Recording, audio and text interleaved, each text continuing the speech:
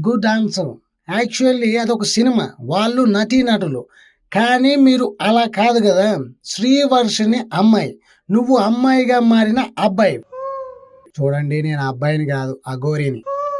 అదే అమ్మాయి లాంటి అఘోరివి. అయితే ఇప్పుడు ఏమైంది ఆర్‌జీవి గారు? మా జంట మీకు నచ్చలేదా?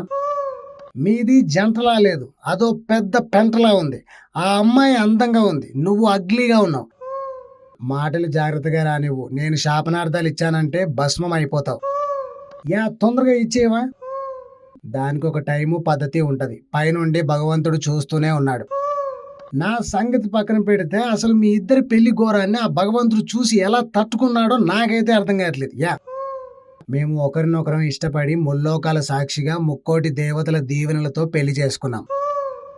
చేసుకున్నారు, నేను కాదనట్లేదు. బట్ నీ మొబైల్లో సిమ్ లేదు కదా, కాల్స్ ఎలా చేస్తావు అన్నది నా క్వశ్చన్.